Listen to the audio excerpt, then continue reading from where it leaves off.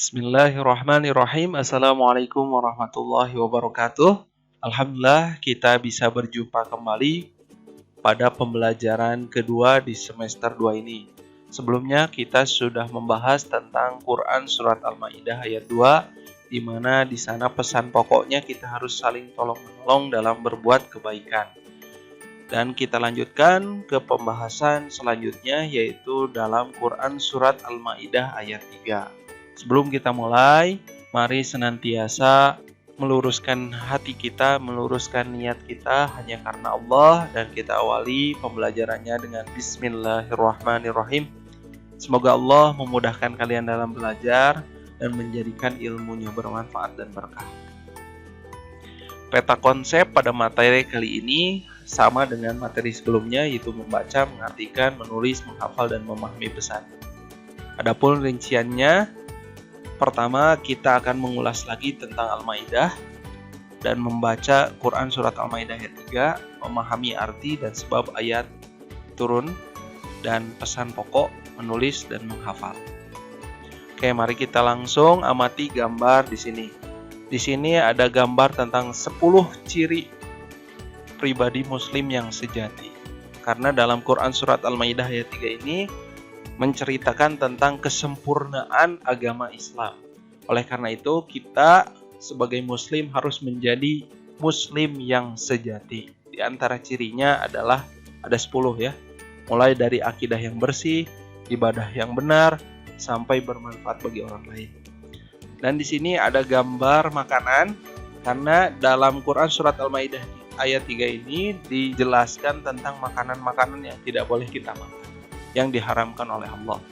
Sebagai pribadi Muslim yang sejati harus senantiasa taat kepada aturan Allah, yaitu hanya memakan makanan yang baik, halalan thayyibah, yang halal juga. Mengulas Quran Surat Al-Maidah artinya yaitu hidangan yang turun dari langit ya, disebutkan dalam ayat 112. Urutannya surat kelima dari Al-Quran, jumlah ayatnya 120. Nama lainnya ada Al-Uqud, ada Al-Munqiz, dan diturunkannya di kota Madinah. Mari kita membaca Quran Surat Al-Maidah ayat 3. Bismillahirrahmanirrahim. Al-yawma ya'isal ladzina kafaru min dinikum fala tahshawhum wakhshawun. Al-yawma akmaltu lakum dinakum wa atmamtu alaikum ni'mati wa raditu lakumul Islam dina. Mari kita lanjutkan. Mengartikan Quran Surat Al-Maidah ayat 3. Mulai dari kata al-yaum artinya pada hari ini, ya'isa putus asa, alladzina orang-orang yang, kafaru kafir atau ingkar, min dinikum dari agamamu, fala maka janganlah, tahsyauhum kamu takut kepada mereka, wahsyauni dan takutlah kepadaku, kepada Allah ya. Al-yauma pada hari ini, akmaltu aku sempurnakan, lakum bagi kalian, dinakum agamamu, wa atmamtu dan aku cukupkan, alaikum atas kalian, nikmati nikmatku, wa raditu dan aku telah ridho, telah rela, lakum bagi kalian, al-Islam agama Islam, dinan agama. Arti perkata dari Quran Surat Al-Maidah. Bapak harap kalian bisa mudah untuk menghafalnya. Ada beberapa kata yang sama di sini ya. Oke, jadi arti atau terjemah dari ayat yang barusan kita baca dan kita artikan per kata, yaitu pada hari ini orang-orang kafir telah putus asa untuk mengalahkan agamamu. Sebab itu janganlah kamu takut kepada mereka, tetapi takutlah kepadaku. Pada hari ini telah aku sempurnakan agamamu untukmu, dan telah aku cukupkan nikmatku bagimu, dan telah aku ridho Islam sebagai agamamu.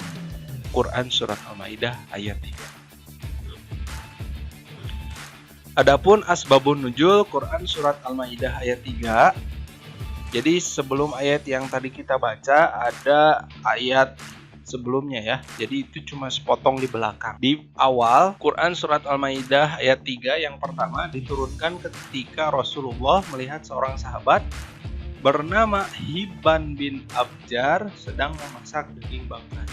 Maka turunlah bagian Quran surat Al-Maidah tentang haramnya bangkai dan lain-lain. Adapun sebab turunnya yang terakhir yang barusan kita baca, yaitu turun ketika Nabi wukuf di Arafah ketika melaksanakan haji terakhir ya, haji wada.